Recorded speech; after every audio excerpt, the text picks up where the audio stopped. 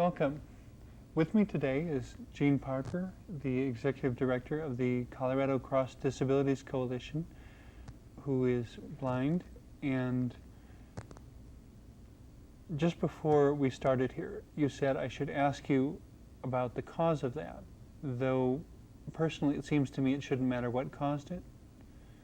I mean, it seems like with disabilities, the general public seems inclined to judge the person by the cause of their disability. Right. What I actually meant when I asked you to ask me about that is the term blind as opposed to the term visually impaired, which a lot of people use. Okay. And then some people insist on saying blind and visually impaired. Blind and or visually impaired. And generally, you know, what it gets down to is euphemisms and what it is we're really saying about people when we come up with terms in the language, when we invent terms to describe people. And you know, some of the same debates have gone on around the term disability and how have we arrived at that term disability. And depending on who you talk to, some people would say that they identify themselves as visually impaired. And some people would say they identify themselves as blind. Some people would say that they are partially sighted. And to me, what really makes the difference is that a lot of those words are euphemistic. They're sort of implying something, but yet not really saying it. And I have a personal discomfort with the word impaired. I don't think that doesn't fit for how I identify myself. And so when someone insists on saying visually impaired or visually handicapped is another thing that they'll say. To me, it's awkward language. It's not language that really says what's going on. A person can't see. A person is blind. Now, some people would say that some people who have some vision, who have a little bit of vision, they want to be visually impaired. And I would submit that the reason that they want to call themselves visually impaired is because they're afraid of the word blind.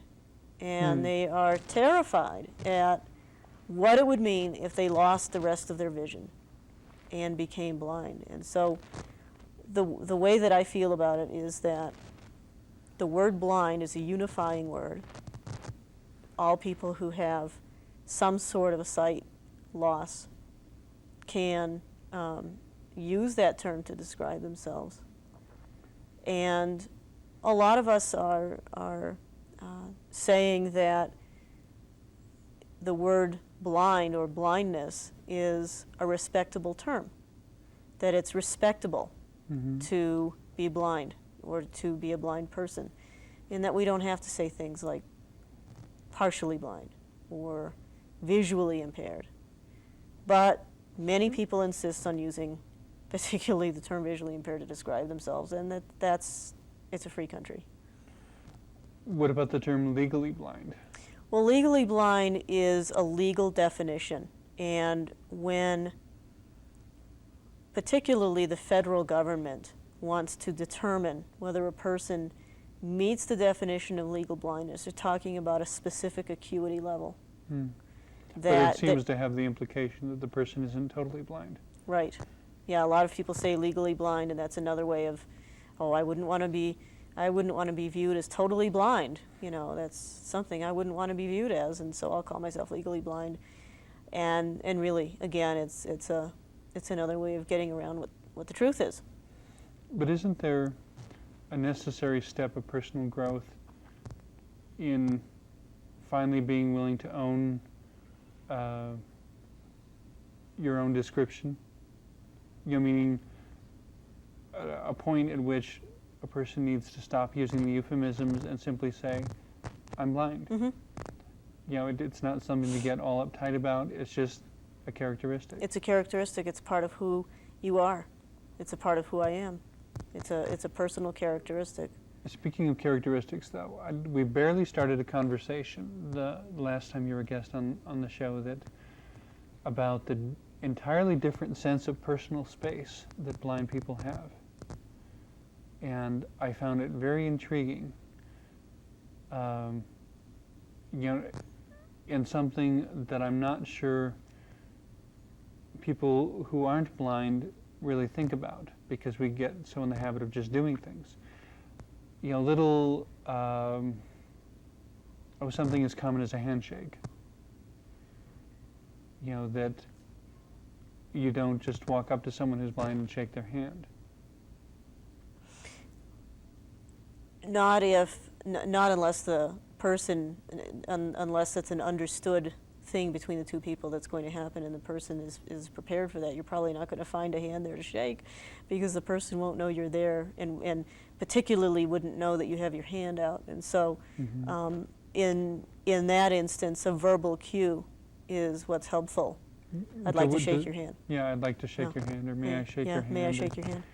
On the other hand, otherwise you've got a person who doesn't see you coming, right, and suddenly you're grabbing them. Right. Suddenly you're grabbing them, and then, are you trying to rob them, or, what's going on? Exactly. Depending on the setting, of course, that you're in. If you're in a social situation or an office situation, that's probably not going to be the response as much as if you were in a public situation, like a but it would transportation still be terminal or something. Yeah, it would be disconcerting, and so some sort of a verbal cue. It doesn't have to be any big deal. I think people get all bent out of shape about, what do I do when I meet a blind person, or what do I do when I meet a person with a disability? And there are some basic do's and don'ts, some basic ground rules. But basically what we're looking for is for people to treat us the same as you would treat anybody. And that sounds really simplistic. That sounds like that it's easier said than done. And I think when the misunderstandings come in is when people don't understand what that means. And we say, well, we want to be treated like everybody else. Well, what does that mean? What it means is that you can expect to have a conversation with us about world events, or whatever the context of wherever you're meeting us is. If you're meeting us at the baseball game, you can expect that we might want to have a conversation about baseball. If you meet us at the symphony, you might want to expect that we could engage in a conversation about classical music, that we have other interest areas besides just disability. It would also could be expected that we don't want to engage in a conversation, just like anyone else would choose, perhaps not to engage in a conversation at a certain time. You mentioned last time we were talking briefly that one example might be being patient and allowing the other person their space, in the sense of, I think you said, like when you step outside and a person who's not blind might want to immediately jump to some kind of interaction, where a person who is blind wants a moment to sense their surroundings. Yeah. A lot of times, I think what we're talking about is the invasion of personal space that non-disabled people, in this case, people who are not blind, feel entitled to invade the personal space of people who are. And what I mean by that is that when a blind person is preparing to cross an intersection that they perhaps aren't familiar with, or don't cross that often, sometimes you let 2 or 3 light cycles go by. And this is just an example, okay, of how this scenario might work. You let 2 or 3 light cycles go by, and what you're doing is analyzing the intersection. You want to find out if there's a right on red. You want to find out how many lanes of traffic there are. You want to find out if it's a one-way street that you're crossing. You want to find out if it's a one-way street that you're walking parallel to, although you probably already know that if you approach an intersection. You want to find out, you want to know if there's a medium. You want to know how long the light cycle is. get a sense of how wide the street is you're going to cross. See, All of those and things that those go are things- into figuring out an intersection, and those are fairly routine mental processes. But And I the don't thing know that the thing that people- annoys me the most Uh-huh. is when I'm trying to analyze an intersection and somebody comes up and either wants to ask a question or wants to tell me when to cross the street. And I'll tell you that 9 times out of 10 they're wrong as They're far as wrong. when a person should cross the street. They're wrong. I've had people to tell me when to cross the street at the end of a light cycle. Now, I know that that light is getting ready to change. And somebody will come up and say, "You can cross now." And the assumption, of course, that that person is operating on is that because I'm a blind person, I don't know when to cross the street. That's demeaning. Well, sure. I mean, do people come up to you and tell you when to cross the street? So what we're after when we say we want to be treated like everybody else is we say, okay, let's compare that experience with any other adult woman of my age Mm-hmm. who is non-disabled. Would a person normally go up to that person, to that woman, and tell her when to cross the street, or try to manipulate her across the street, or try to in some way physically intervene with her travel and expect to have an intact face? No, I think not. Well, So put. why is it then that the permission seems to be given for people to do it to us?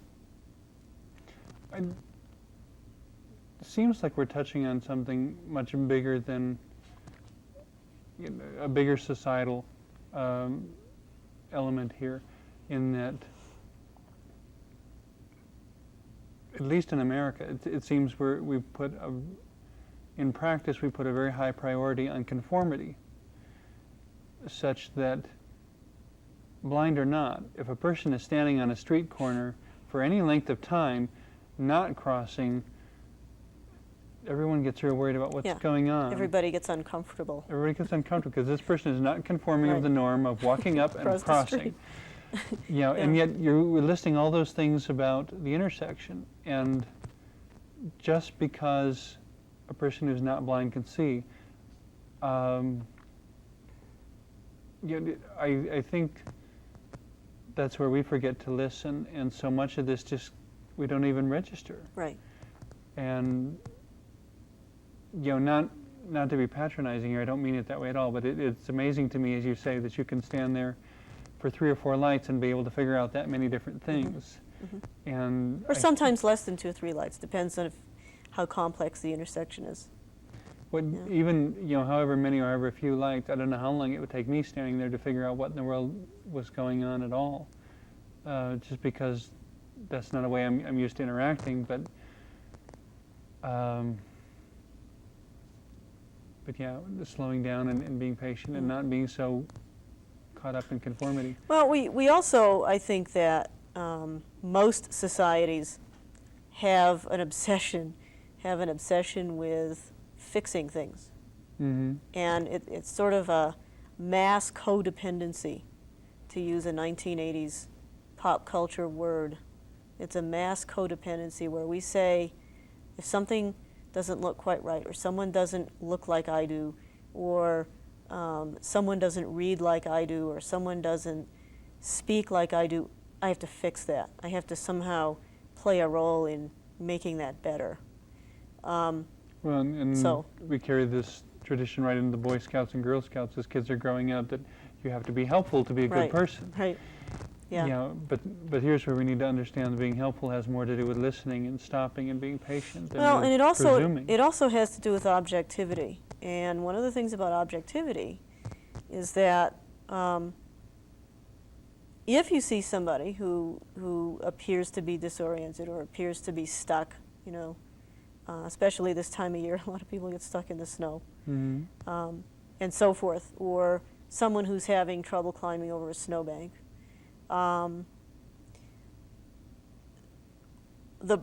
The response that most of us find acceptable is to simply say, if you need assistance, let me know.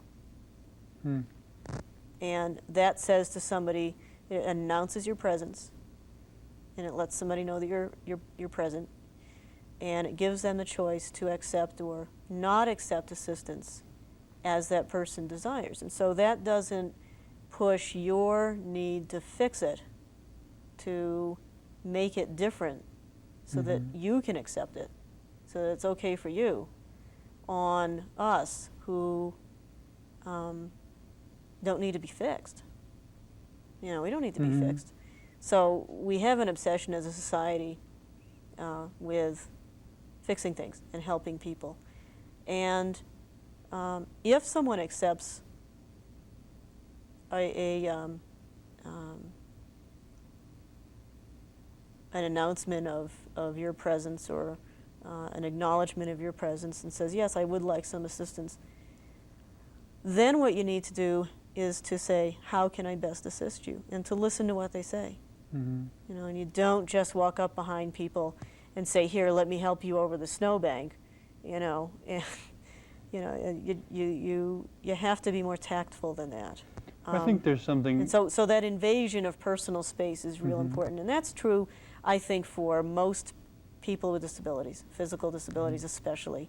It seems to be okay for strangers, total strangers, to behave in ways that they wouldn't dream of behaving to a non-disabled adult. And that's what you always need to compare an experience to in order to determine whether something is going on that's different than would be going on for a non-disabled adult.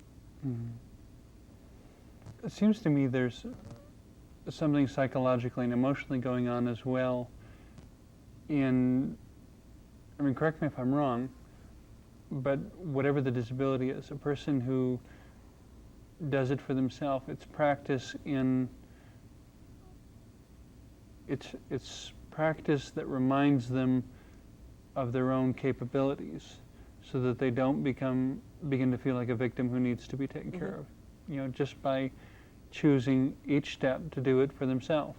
Right. For many people, for many of us, it's more important to do it ourselves, even if it takes twice as long, even if it's really hard. I have a friend who says, you know, a lot of times she'll be at a gathering or a conference or something, and there'll be a ramp from one level of a hotel, say, to another. And so she'll go to push herself up the ramp.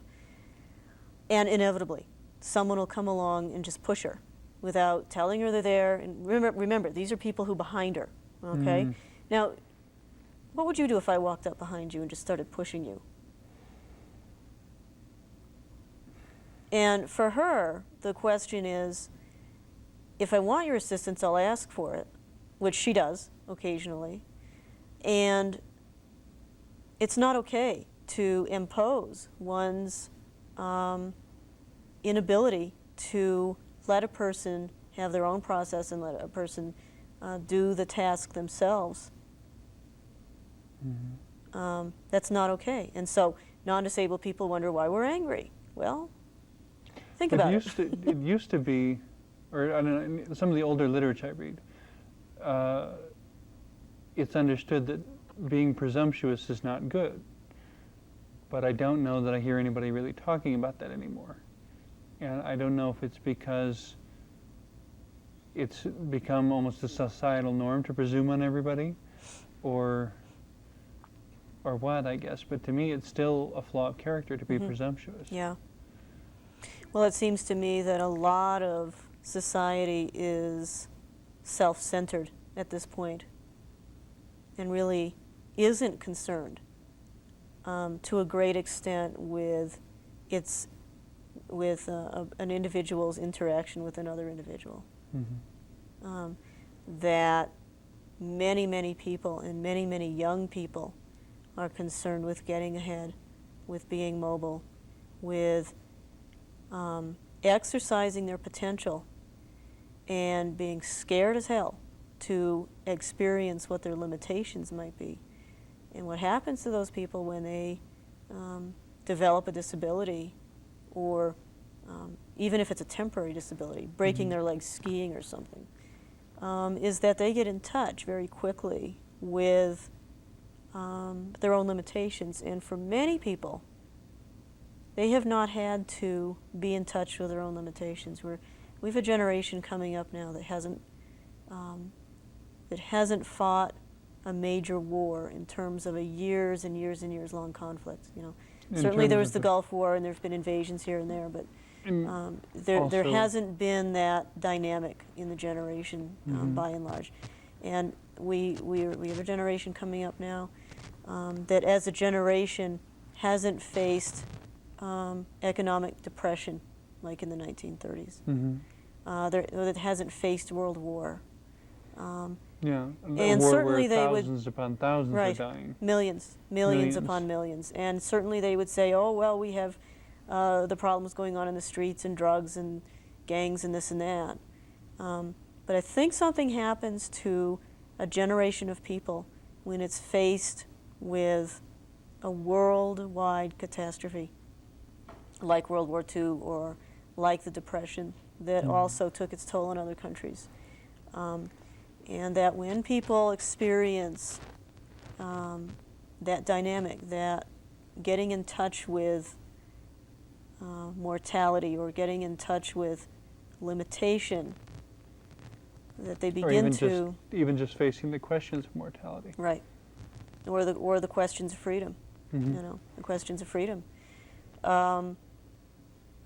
When you have a generation that hasn't experienced that as a generation, as a class, so to speak, you have a group of people who have missed having an experience that makes them have no choice but to question those things. They have had a choice as a group, and I'm making a really general statement, and I recognize that, but as a group in this country have had a choice to deny those things. And in some of the other generations in the century, that has not been a choice to deny those things. It's been right in your face, and there is no denial of those things. We just have a few minutes left. I'm wondering,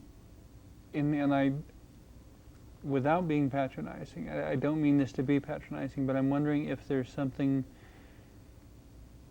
in the experience of people who are blind that would be one of their significant contributions to those who are not blind. Something that might create some sense of parity or some sense of mutual need. Is this a patronizing question to ask? No, not at all.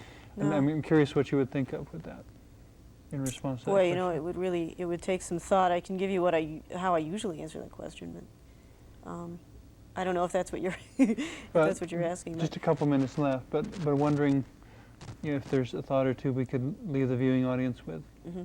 Well, one of the things about disabled people in general that I think is true is that we have had to invent alternative ways of doing things, routine things. And so when you have a disability, whether you grow up with it or you acquire it, you can no longer make an assumption that the way you're going to do a task, even a very simple task, is the same way you used to do it. If you become blind, you know, you're not going to read the same way. You're not going to read print like you used to. If you acquire a spinal cord injury, you're not going to walk like you used to. And so we have had to devise strategies to do both daily tasks, routine daily tasks, and also very complex ones. And so one of the things I think is a strength in our community is that we have the ability to problem solve problems, to problem solve difficulties. To improvise? Well, not just to improvise, because improvise suggests that it's less than, that the alternative is less than, but to really come up with strong, well thought out strategies that may be different than the way that we do things in the world right now. Perhaps because we can't make the assumption that as people with disabilities, that we can do things the way that we used to. And so I think that one of our strengths is that we can problem solve in ways that allow for flexibility and allow for diversity of thought and experience, and that take into consideration all of what is instead of all of what should be. Perhaps a more practiced creativity and imagination. Possibly. Because most of us, it seems, we're not forced to use those in daily life. Right. And forget them too. And again, it's a question of potential. Someone who is only familiar with potential isn't able to do that. And really is missing out and has a very narrow view of life because they aren't able to do that. I'm afraid we run out of time.